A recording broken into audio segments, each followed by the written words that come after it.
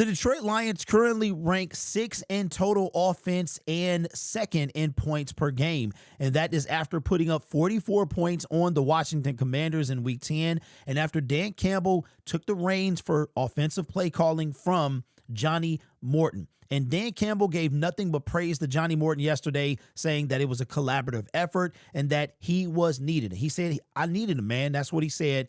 And one thing I love about Coach is, unlike Johnny Morton, he didn't throw anybody under the bus. He said that it was a collaborative effort. And Johnny Morton spent some time with the Detroit Lions before, but Johnny Morton also has a history of being one and done when it comes to particular teams. And I think this might be a case that he is losing the locker room. When you throw players under the bus, no coach should ever do that. I mean, Aaron Glenn didn't do it. Calvin Shepard doesn't do it. We know Dan Campbell doesn't do it. You can't throw. You have to own up and take responsibility. The nonchalant kind of way that he carries himself. And this also tells me that if Dan Campbell said that he told Johnny Morton on Monday after the loss to Minnesota that he was going to take over play calling, which means that when Morton got in front of the media and threw players under the bus and everyone but himself, that he knew that his play calling was going to be revoked for that particular week. So I think that this might be a case where the Detroit Lions are looking for a new offensive coordinator at the end of the season. Could that offensive coordinator be newly fired and fresh on the market? Former New York Giants coach Brian Daboll. Now, this is coming from Ian Rappaport's YouTube channel, and that is the wrong one. So let's try that one more time. Got different transitions for different channels. Says, from Ian Rappaport's Twitter account, the Giants are firing Coach Brian Daboll. Sources say a promising and frustrating season leads to New York having to find a new coach. That's essentially what that is saying. So Brian Daboll is out as New York's head coach, and the Detroit Lions will probably be looking for an offensive coordinator come the end of the year. Would Brian Daboll be a good fit? Now, this is very similar to me with Robert Saleh being fired from the Jets last season, wind up going back to the San Francisco 49ers. But what did he do before that? He became a consultant. I believe it was for the 49ers. So could this be a situation where the Brian Daboll, if he does not go back to Buffalo, now Buffalo does have an offensive coordinator now, and they're doing pretty well with points per game. But could it be a situation where the Detroit Lions bring in Brian Daboll as a consultant and getting him ready for the offensive coordinator job? One thing the Detroit Lions don't do very often is they don't hire from outside, it seems like. It seems like a lot of these positions come internally. That's what happened when we wind up losing. We fired Anthony Lynn, or we didn't fire him. We demoted him. Dan Campbell took over play calling. But I remember that people were asking him, who's calling the plays? Was it going to be the snake, or was it going to be Dan Campbell? And we could see that he was calling plays, and then eventually the reins got passed to that other guy. But he wind up taking over for those 2 or 3 years that he was the offensive play caller. But one reason why I don't want Dan Campbell to call the plays. I love when he does. Offense was rolling, but I just don't want him to have that added responsibility on him. You have an offensive coordinator for a reason. If you look at offensive, when it seems like, for the most part, that if you have a head coach who starts to call plays for the offense, they get in trouble a lot. You know what I mean? So I would like for that responsibility to have its own person. I would love for Dan Campbell to find the right guy and delegate that responsibility. He can worry about coaching duties. He can let Calvin Shepard is fine, and we can let the offensive coordinator do his thing. So I would like to see, I don't want Dan Campbell to have to keep calling plays, but we'll see what the Lions are going to decide to do. Now, Brian Daboll did spend 4 years with the Buffalo Bills as offensive coordinator over there, and then he wound up taking the job with the New York Giants. You know what the crazy part is that the two coaches that won the coach of the year, Brian Daboll won it over Dan Campbell when Dan Campbell could have won. As a matter of fact, I want to say it was that 1-6 start season is when he won it. He could have been the year before that, but I think Brian Daboll won when we wind up going 1-6. and then finishing 9-8. I think Brian Daboll won it that year. Kevin Stefanski also won it a couple of years ago after he had like 5 different quarterbacks that took, and I think they made the playoffs or some junk, whatever happened. And he wound up winning. And both of those coaches, one has been fired and one is likely to be fired at the end of the season. So they won Coach of the Year, and they're probably going to 50% of that. Those coaches are now fired. So that is kind of funny to me. But Brian Daboll, he was there when Josh Allen got drafted, and Josh Allen had a rough start. They didn't have the best offense in 2018 and 2019. It wasn't until 2020 that that offense began to pick up. Here is what the Buffalo offense was looking like for the 2020 season. You can see here they were second in yards per game. And if we go to points per game, the Buffalo Bills were second in points per game. This was the 2020 season. So this was Josh Allen's third season. If we go to the 2021 season, which was Brian Daboll's last year so his first year as coach for the New York Giants, he actually won Coach of the Year. If we go to yards, the Buffalo Bills were a little worse this year, his second year, but they were still top 5, ranking 5 in yards per game. And if we go to points per game, they ranked 3rd under the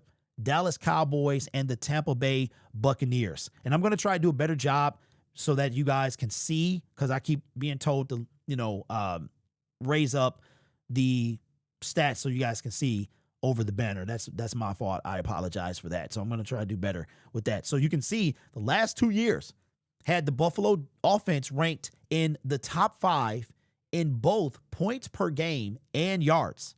So for me, I would love this. I would love it, man, because Johnny Morton he's not going to cut it. Now, why did I change? Why did my take on him change from last year to this year, to last week to this week? Why did I say I was not ready to give up on him last week to this week? Well, week 1, he came out, a lot of bravado, saying it was an easy fix. And then we go on to put up 140 points in 3 games. We beat the Browns, we beat the Ravens, and we beat the Chicago Bears. Then we come back, we ran into trouble against the Minnesota Vikings. But it was what he said in the press conference, throwing his team under the bus. And also, you could see, in my opinion, and this is just my opinion, I have no inside sources, you could see the disconnect between John Morton and the players. And that, to me, is the biggest problem. Maybe Dan Campbell and him can work on play calling. Maybe he can get people involved, but I didn't like that. And so that is why my attitude on him has changed. You cannot lose the locker room. And if you look at Jameson Williams in the post-game interview yesterday, he like, yo, coach, he said, coach, scheme me up. He's like, when you spread the ball around, this is what can happen. Basically, when you ain't dinking and dunking and screen, when you spread the ball with the weapons we have and you spread the ball around, this is what can happen. This is what happens when you put the ball in your playmakers' hands, when you give everybody a chance to eat instead of dink and dunk Jahmyr Gibbs, right? Screen. So that told me that, to me, the players are like, yo, not only did you throw us under the bus, but you ain't even giving us the ball, man. So that's why my opinion on Johnny Morton has changed, because you threw your players under the bus, man. Most coaches own responsibility for their failures. We probably have one of the most transparent coaches in the National Football League, if not the most transparent. The dude is shed tears. The dude is taking responsibility, and you can't have a leader of men, a guy that you're supposed to be commanding the team, to not take responsibility. So Brian Daboll, I think he would be, I don't know, I think he would be a decent fit, but maybe we can bring him in as a consultant, to try to lure him to Detroit, if that's the case, if the Detroit Lions are looking for offensive coordinator. And I think they are. I don't think that Dan Campbell is gonna do what happened with Anthony Lynn, where it was a very public situation. Like, we knew that he was demoted. Like, we knew about the rumblings and we knew about the play calling this week, but that was a very loud situation. We were 0-8 at the time. We had not had a win. You could see that there was no there was a disconnect there. There was never any type of connection made, in my opinion, with Anthony Lynn and the Detroit Lions team. So that was one thing, but this is a little different. You take over what that other guy was doing, right? We have been top 3, top 5 in offense for the past couple of years, and you dumb it down, right? You don't even utilize all the weapons that we have. So for me, I think we are going to see a change because you cannot lose the players. Once the players started, you lose them, it's over with. It is over with. That's why Mike McDaniels is probably going to keep his job. They need they're going to be looking for a new general manager, and maybe they have a situation with Bob Quinn and type of a Jim Caldwell thing, or maybe they just start fresh and get rid of McDaniels. I know a lot of people were saying Mike McDaniel to be offensive coordinator. I don't see that those two personalities do not mesh. I just don't think he works in Detroit under Dan Campbell, trying to be this cool hip hop coach, man. I just don't think that works for us. But Daboll, he could be a good fit for the Detroit Lions. Let me know what you think. Is it going to happen? Probably not, because we got to get through the rest of the season. Daboll might be up for a head coaching job. He's probably going to be, maybe the Buffalo Bills try to lure him back, but they seem to be doing pretty good. A lot of these coaches, when it doesn't work out, they usually go back under somebody, or they go to a familiar home. We saw our former coach do that, right? He went back home, ran home to daddy, did that. We saw Robert Saleh do the same thing, went back to where he was comfortable. And now he is the defensive coordinator. He basically got his old job back, which rarely happens to me. As far as I'm concerned, I don't see a lot of people get their old job back. Like, you know what? I'm here now. He went back to DC, which is crazy. That rarely happens as far as I'm concerned. So let me know what you think. Do you think the Detroit Lions should entertain? Do you think we should bring him on as a consultant? But I do think that there's going to be some changes. You cannot lose the locker room, man. Dan hasn't done this since Anthony Lynn. That is, of course, we had that other guy doing his thing, and we didn't really have to do it. But I think the writing is on the wall. I really do, man. You cannot throw your team under the bus. But he got a history. And I think that Dan Campbell also has to make the tough decisions.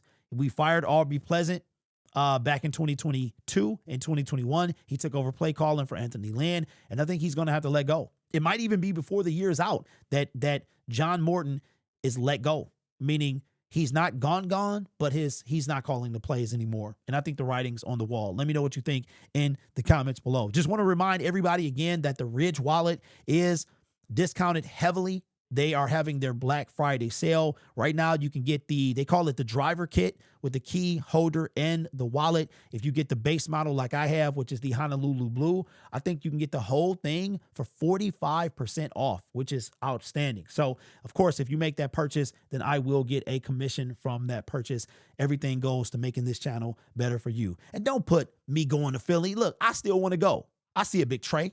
I'm leaving here with something, right? Let me go to Philly. And, but y'all telling me that the fan base is kind of hostile. That's how I like it. That's how I like, I'm a little hostile myself. All right. This channel is made possible by viewers, subscribers, and members just like you. It's because of your support I get to do what I do. You could be anywhere else on YouTube, but you know what it is. You choose to rock with me. You guys are awesome. Take care of yourself and each other. And as always, go Lions.